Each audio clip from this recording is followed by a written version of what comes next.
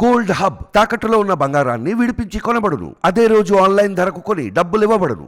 నమస్తే, welcome to మనం TV. నేను వలి. ఈడీ అధికారులు కవిత గారిని అరెస్ట్ చేశారు. ప్రస్తుతం ఈడీ విచారణ జరుగుతోంది. ముఖ్యంగా రౌజ్ అవెన్యూ కోర్టు ఈ నెల 23 వరకు కస్టడీకి ఇచ్చిన విషయం తెలిసిందే. ప్రస్తుతం విచారణ అనేది కొనసాగుతోంది. ఈ సమయంలో కవిత గారికి ఒక లేఖ రాశారు సుకేష్ చంద్రశేఖర్. ఇక్కడ మనకు కనిపిస్తున్నారు సుకేష్ చంద్రశేఖర్. ఈయన 200 కోట్ల రూపాయల మనీ లాండరింగ్ కేసులో ప్రస్తుతం తీహార్ జైల్లో ఉన్నారు. సో ఈయన కవిత గారికి ఎందుకు లేఖ రాశారంటే మనీ లాండరింగ్కి సంబంధించి పలు కేసుల్లో ఆయన అరెస్ట్ అయ్యి తీహార్ జైల్లో ఉన్నారు. ఈ లిక్కర్ కేసుకు సంబంధించి కూడా గతంలో వీళ్ళ మధ్య జరిగినటువంటి సంభాషణ కావచ్చు, ఇతను బ్లాక్ మనీని వైట్గా మారుస్తూ ఒక చోట నుంచి ఒక చోటకి డబ్బులు ఏ విధంగా చేరవేశాడు, ఈ ప్రశ్నలన్నింటికి అప్రూవర్గా మరి కొన్ని సమాధానాలు కూడా ఈడీ ముందు, సిబిఐ ముందు ఆయన పేర్కొన్నాడు. ప్రస్తుతం ఈ లిక్కర్ కేసుకు సంబంధించి జరిగినటువంటి లావాదేవీలు కావచ్చు, అవకతవకలు కావచ్చు, అవినీతికి సంబంధించి సమాచారం సుకేష్ చంద్రశేఖర్కు తెలుసు. గత కొన్ని రోజులుగా మనం చూస్తున్నాము ఆయన కొన్ని సంచలనమైనటువంటి లేఖలు కూడా విడుదల చేస్తున్నాడు. తీహార్ జైలు నుంచే కేజ్రీవాల్ని ఉద్దేశించి, కవిత గారిని ఉద్దేశించి, ఈ కేసులో ఇన్వాల్వ్మెంట్ ఉన్న వాళ్ళకి సంబంధించి, తర్వాత ఇతని పాత కేసులకు సంబంధించి కూడా ఈయన తీహార్ జైలు నుంచి కొన్ని లేఖలు రిలీజ్ చేస్తూ సంచలనం రేపుతూ ఉంటాడు. ఇప్పుడు తాజాగా కవిత గారు అరెస్ట్ అయ్యి ఈడీ విచారణ ఎదుర్కొంటున్నటువంటి ఈ సమయంలో ఒక లేఖ రిలీజ్ చేశాడు. ప్రస్తుతం లిక్కర్ కేసుకు సంబంధించి ఉన్నటువంటి పునాదులతో సహా కదులుతున్నటువంటి పరిస్థితి ఇక్కడ కనిపిస్తుంది. ఈయన రాసినటువంటి లేఖకు సంబంధించి కవిత గారిని అక్క అని సంబోధిస్తూ ఈయన రాసినటువంటి విషయాలు, ఈయన పేర్కొన్నటువంటి కేసుకు సంబంధించిన విషయాలు ప్రస్తుతం సంచలనం రేపుతున్నాయి. ఆయన లెటర్ నా దగ్గర ఉంది. ప్రస్తుతం కవిత గారికి ఏం రాశాడు, ఎలా సంబోధిస్తూ రాశాడు, ఏ విషయాలు పేర్కొన్నాడో ఒకసారి మీకు వినిపించే ప్రయత్నం చేస్తాను. ఇన్నాళ్లుగా తప్పుడు కేసులు అక్క అని ప్రస్తావిస్తూ ఇన్నాళ్లుగా తప్పుడు కేసులు, తప్పుడు ఆరోపణలు, రాజకీయ కక్ష సాధింపు అంటూ మీరు చెప్పినవన్నీ కూడా ఇన్నాళ్ళు ఈ విషయాలంటే చెప్పుకుంటూ వచ్చారు. ఇవన్నీ కూడా పూర్తిగా అవాస్తవాలని చెప్పి, తప్పుడు ఆరోపణలని చెప్పి తేలిపోయింది. ఎందుకంటే మనకు తెలుసు, గతంలో ఈడీ కొన్ని నోటీసులు పంపించినప్పుడు ఒకసారి నేను రాలేనని చెప్పారు, ముందస్తుగా కొన్ని కార్యక్రమాలు ఉన్నాయి కాబట్టి రాలేనని చెప్పారు. అట్ ద సేమ్ టైం సుప్రీంకోర్టులో కూడా పిటిషన్ వేశారు, రిట్ పిటిషన్ వేశారు. అసలు ఈడీ విచారణకు పిలవటం అనేది సరైంది కాదు. ముఖ్యంగా మహిళల్ని ఈ విధంగా విచారించడం పద్ధతి కాదు. అసలు ఈడీ నోటీసులు పంపించడాన్ని సవాల్ చేస్తూనే సుప్రీంకోర్టును ఆశ్రయించిన పరిస్థితి మనకు తెలిసిందే. అయితే ఆ సుప్రీంలో ఏదైతే రిట్ పిటిషన్ వేశారో దాన్ని వెనక్కి తీసుకున్నారు. ఎందుకంటే ఈడీ ఇప్పుడు అరెస్ట్ చేసింది, కస్టడీలో ఉన్నారు కవిత గారు. ఇక ఆ పిటిషన్ విచారణ అర్హత లేదని చెప్పేసి ఒప్పుకొని ఆ పిటిషన్ ఉపసంహరించుకున్నటువంటి పరిస్థితి. సుకేష్ చంద్రశేఖర్ ఈ విషయాన్ని ప్రస్తావించారు. గతంలో రాజకీయ కక్ష సాధింపు అంటూ పలు సందర్భాల్లో మీరు పేర్కొన్నారే నోటీసులు పంపించినప్పుడు. ఇప్పుడు మీరు విచారణ ఎదుర్కొంటున్నారు, కస్టడీలో కూడా ఉన్నారు. మీరు తప్పు చేసినట్టు ప్రజలకు కూడా అర్థమైంది. ఇది రాజకీయ కక్ష సాధింపు కాదు, మీరు అవినీతి చేశారు, అక్రమాలు చేశారు కాబట్టి ఈరోజు విచారించే పరిస్థితికి వచ్చారని చెప్పి ఇక్కడ ఆయన పేర్కొన్న పరిస్థితి ఈ లేఖలో కనిపిస్తోంది. ఇక మరొక ముఖ్యమైన విషయం సుకేష్ చంద్రశేఖర్ లేఖలో ఏం పేర్కొన్నాడంటే, కవితతో పాటు ఆమె అవినీతి సహాయకులు ఎవరైతే ఉన్నారో, అవినీతి రాజు అరవింద్ కేజ్రీవాల్ చేసిన అక్రమాలన్నీ కూడా ఇప్పుడు ఒక్కొక్కటిగా బయటకు వచ్చే సమయం ఆసన్నమైందని చెప్పి పేర్కొన్నాడు. ఇప్పుడు కవిత గారు అరెస్ట్ అయ్యారు. గతంలో మనం చూసుకుంటే మనీష్ సిసోడియా, ఢిల్లీ ఉప ముఖ్యమంత్రి కేజ్రీవాల్ రైట్ హ్యాండ్ అనమాట. అతను 1 సంవత్సరం పైగా జైల్లోనే ఉన్నారు, తీహార్ జైల్లో. ఆయనకి బెయిల్ రాని పరిస్థితి కనిపిస్తుంది. సో కవిత గారు కూడా ఇప్పుడు అరెస్ట్ అయ్యారు కాబట్టి, ఎందుకంటే సౌత్ గ్రూప్లో కీలకమైనటువంటి వ్యక్తిగా ఉన్నారు కవిత గారు. ముఖ్యంగా కింగ్ పిన్గా ఉన్నారు. మొత్తం ఈవిడ అండర్లోనే జరిగింది సౌత్ గ్రూప్కి సంబంధించిన లావాదేవీలు.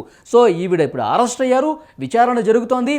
నెక్స్ట్ అవినీతి చక్రవర్తిగా ఉన్నటువంటి కేజ్రీవాలే అంటూ ఈ లేఖలో పేర్కొన్నాడు. కవిత గారు అరెస్ట్ అయితే కానీ కేజ్రీవాల్ని విచారించలేమని చెప్పి ఈడీ అధికారులు కూడా అర్థమైపోయింది. సో కవిత గారు ఇప్పుడు అరెస్ట్ అయ్యారు కాబట్టి నెక్స్ట్ వేసేది కేజ్రీవాల్నే అని చెప్పి ఈయన లేఖ బట్టి మనకి ఇక్కడ అర్థమవుతున్న పరిస్థితి. ఇంకొక ముఖ్యమైన విషయం, సుకేష్ చంద్రశేఖర్ లేఖలో పేర్కొన్నది వేలాది కోట్ల రూపాయల ప్రజాధనం లూటీ చేసి సింగపూర్, హాంకాంగ్, జర్మనీ వంటి దేశాలకు పంపిన విషయాలు ఇప్పుడు బయటకు వస్తాయి. ఇది ఎవరికి అర్థం కావాలో వాళ్ళకి అర్థమవుతుందని చెప్పి చాలా స్పష్టంగా పేర్కొన్నారు. ఇక్కడ మనం పాయింట్ నోట్ చేసుకోవాలి.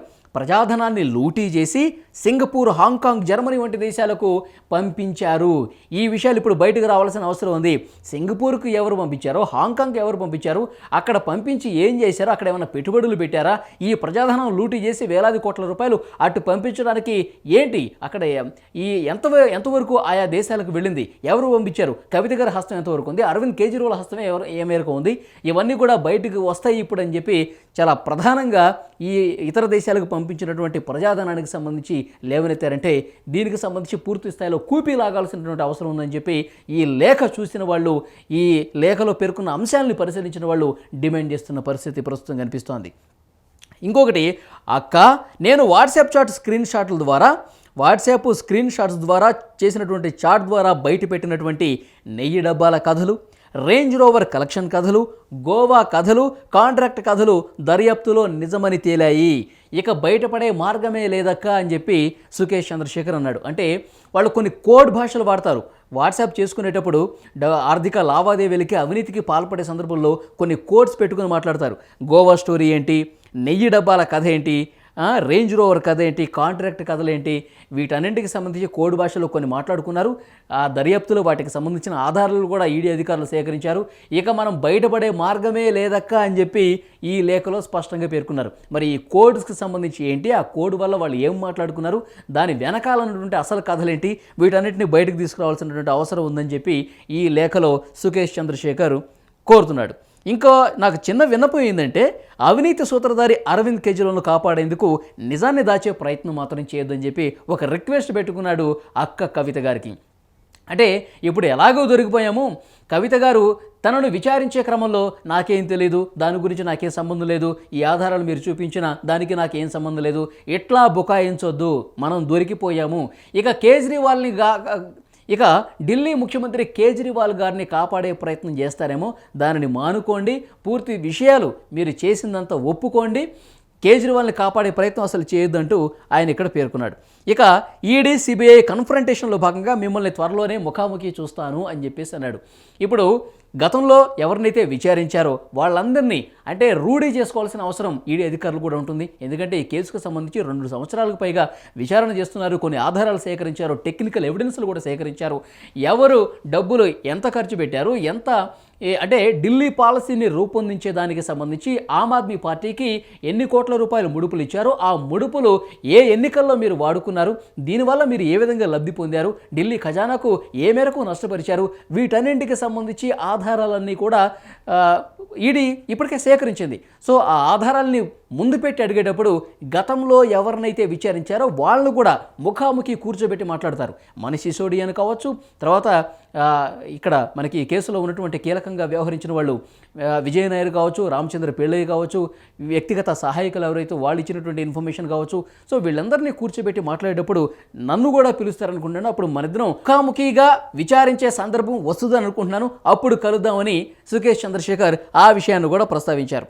ఇక మొత్తానికి చూసుకుంటే కనుక మళ్ళొకసారి చెప్తున్నారు, అవినీతి సూత్రధారి అరవింద్ కేజ్రీవాల్ మీకు జైల్లో లగ్జరీ జీవితం అందించేందుకు అన్ని ఏర్పాట్లు చేసేసి ఉంచారు. గ్రాండ్ వెల్కమ్ చెప్తున్నాను మీకు. తీహార్ జైల్లో కౌంట్ డౌన్ స్టార్ట్ అయింది, మీరు తీహార్ జైల్లోకి వెల్కమ్ అంటూ ఇక్కడ సుకేష్ చంద్రశేఖర్ పేర్కొన్న పరిస్థితి కనిపిస్తోంది. ఇక్కడ ఒకసారి మనం అబ్జర్వ్ చేసుకుంటే కనుక ఈ కేసులో ఇన్వాల్వ్మెంట్ ఉన్నవాళ్ళు అరెస్ట్ అయ్యి తీహార్ జైలుకే వెళ్ళారు కాబట్టి ఈ కస్టడీ 23 తర్వాత ముగిసిన తర్వాత తీహార్ జైలుకే వస్తారు. గతంలో కూడా నేను చెప్పాను, ఈ కేసులో ఉన్నటువంటి వాళ్ళందరూ కూడా తీహార్ జైలుకే వస్తారు. ఇప్పటి వరకు చాలామంది వచ్చారు. ఇక మీ వంతే నేను గతంలో 2 మాటలు కూడా చెప్పాను. ఒకటి బీఆర్ఎస్ ఓడిపోతుందని, రెండోది తీహార్ జైలుకి కవిత గారు వస్తారని చెప్పి గతంలో పేర్కొన్నాను. ఇప్పుడు అవి నిజమవుతున్నాయని చెప్పి సుకేష్ చంద్రశేఖర్ తాజాగా ఇవాళ కవిత గారికి రాసినటువంటి లేఖలో పేర్కొన్నటువంటి విషయాలు. సో పరిస్థితి అట్లాగే కనిపిస్తోంది. ఎందుకంటే ఈడీ చాలా బలంగా విచారణ చేస్తున్నట్టుగా తెలుస్తోంది. ఈ విచారణలో కొన్ని ముఖ్యమైన విషయాలు రాబడుతున్నట్టుగా తెలుస్తోంది. ఇక అరవింద్ కేజ్రీవాల్ కూడా గతంలో నోటీసులు పంపించారు. ఆయన నోటీసులకు స్పందించిన పరిస్థితి చాలా సందర్భాల్లో కనిపించింది. మరొక ముఖ్యమైన విషయం ఏంటంటే బెయిల్ కూడా వచ్చింది అరవింద్ కేజ్రీవాల్కి. సో భవిష్యత్తులో ఈ బెయిల్ ఏమన్నా క్యాన్సిల్ అయ్యే పరిస్థితి ఉంటుందా, తీహార్ జైలుకి కవిత గారితో పాటు కేజ్రీవాల్కు ఉచ్చు బిగిసే అవకాశం ఉందా, ఇలాంటి ప్రశ్నలు కూడా వస్తూ ఉన్నాయి. సో సుకేష్ చంద్రశేఖర్ రాసినటువంటి లేఖను బట్టి నిజంగా విదేశాలకు ప్రజాధనం ఇక్కడ లూటీ చేసి ఎవరెవరు పంపించారు, ఎంత పంపించారు, దీనికి మెయిన్ సూత్రధారులు ఎవరు, వీటన్నిటినీ తెలియాల్సినటువంటి అవసరం చాలా స్పష్టంగా ఈ లేఖ ద్వారా అర్థమవుతుంది. సో చూద్దాం, ఈ లేఖకి కౌంటర్గా బీఆర్ఎస్ నుంచి ఏమన్నా వస్తుందా, కవిత గారి తరఫు లాయర్ నుంచి ఏమన్నా వస్తుందా, ఇవన్నీ చూడాల్సిన అవసరం అయితే కనిపిస్తుంది. ఎట్లా ఉంటుందో చూద్దాం. Thank you very much.